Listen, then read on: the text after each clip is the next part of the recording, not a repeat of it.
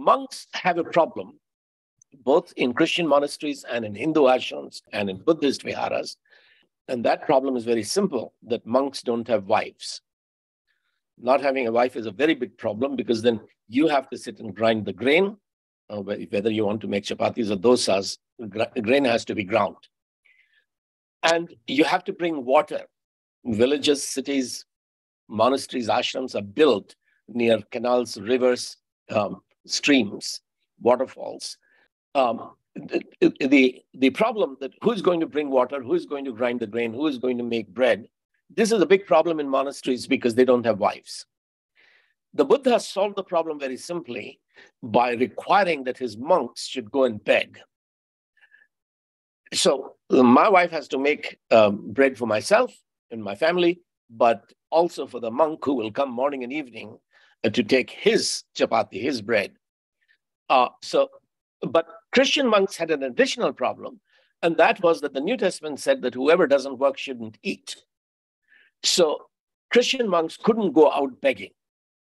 They had to work. So here you have young men who are in monasteries. They have to grind their grain. They have to cook their food, which they don't like doing, because at home, mothers used to do that and sisters used to do that.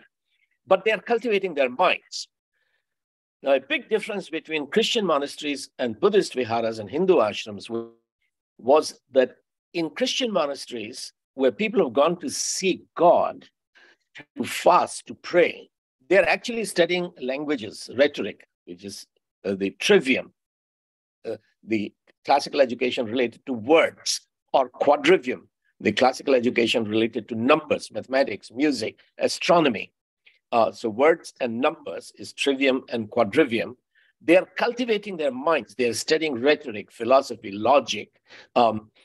So a Christian monk is cultivating the mind because he's made in the image of the Word. In the beginning was the Word.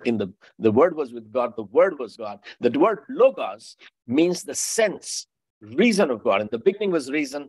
In the beginning was sense. With his wisdom, God created everything. So in a Buddhist vihara, in contrast, you're going to empty your mind, because in the beginning is not word, but in the beginning is silence, nothingness, shunya, void. To find enlightenment, you have to empty your mind. They practice vipassana, which is a technique of emptying your mind by meditating on your breathing. Your breath becomes the mantra on which you meditate. This is what was happening in Indian ashrams and viharas. So the monks were not cultivating their rationality. They were not cultivating their mind. The consequence of that was that although all our ashrams were built on river banks, they did never dam the river. They never utilized the power of the water. Let's say you're in Rishikesh and water is coming down from the Himalayas with a great force. Nobody ever built turbines there to generate electricity or even to pump water. But what happened in the Christian monasteries in Europe was that you have a very little small river flowing. You put a little dam on it, let the water fall over the wall, dam wall, and it falls on turbines. You rotate the turbines. Now, using that power of rotation, the water is pumped up into a reservoir. You build a little water reservoir, water tank, and then gravity takes the water into your monastery. So you make a channel, or you drill a hole through a big tree and connect a number of trees so that you have a channel, because nobody's making steel pumps or plastic pumps in those days. You have 24-hour supply of water. Now, since you have 24-hour supply of water, you don't have to haul water. You pass that water on to the next village. So women don't have to go to the river to get water. Now, water is coming 24 hours into the village. But since these turbines are running, you can use that motion through gear system to run the grinding mill. So everywhere you go, whether it's Oxford or Cambridge, everywhere you go, you see the mill road. These were roads built next to the river where mills are running to grind grain. So the boys don't have to sit like their mothers and grandmothers to grind the grain to make dosa or chapati. The water is grinding the grain, and since your mill can run 24 hours, you're grinding grain not just for the monastery, you begin to grind grain for the village. That saves tons of hours for every day for the whole, every woman, every girl in the village. And this begins to emancipate. The idea is that a human being should not have to do what wind can do, what water can do, what sunlight can do. Why is a human being forced, a woman is forced every morning and evening to go to the well, to go to the river, to haul water on her head? Because she's a slave. If she says to her husband in a village in Madhya Pradesh that, look, you are sitting and playing cards with your friends, you please go and bring water from the well. I want to put my feet up and read a magazine, Good Cow Keeping, how to increase the milk, etc.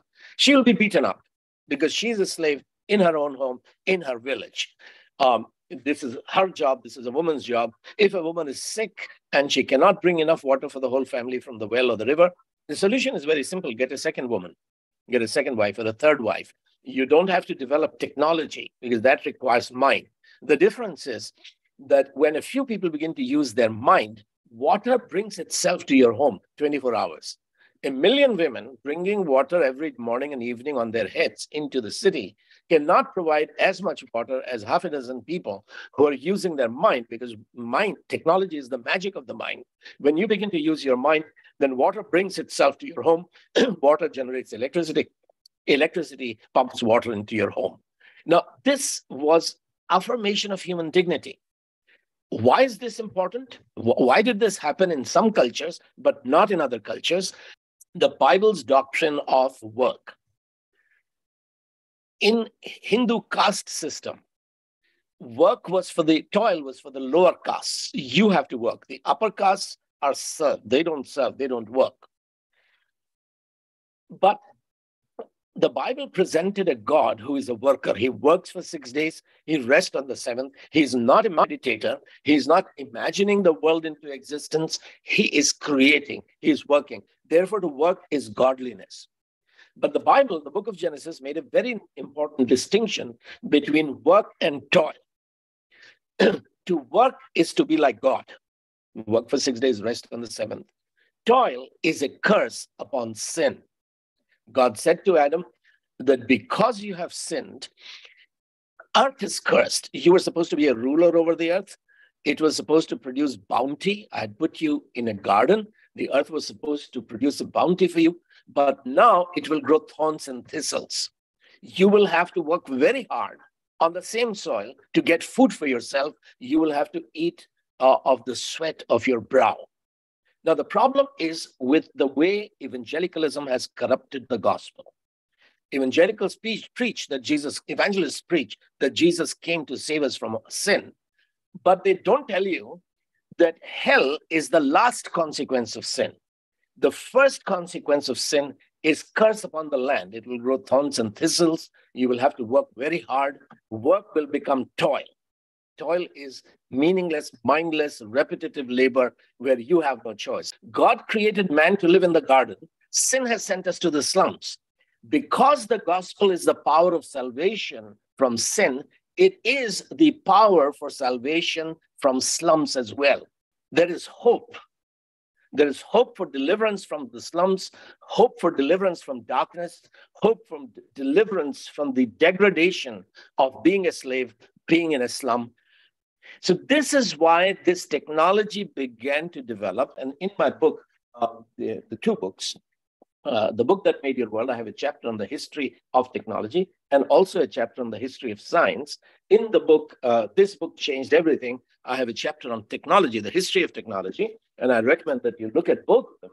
The modern technology which liberates slaves, including housewives and grandmothers and women and children, save us from our toil to restore dignity to little people, not a technology that enslaves, that tortures, that wages wars and pursues pleasure, but a technology that is liberating, that is humanizing. Toil is dehumanizing. Technology is humanizing. And this, what inspired it, what drove it, is the best historian of technology is Lynn White Jr. Lynn White Jr. was not a Christian, but he was in the previous generation, the greatest historian of why some cultures became technological and why some cultures didn't develop technology. And he points out that this humanizing technology was driven by the biblical ideas of human dignity.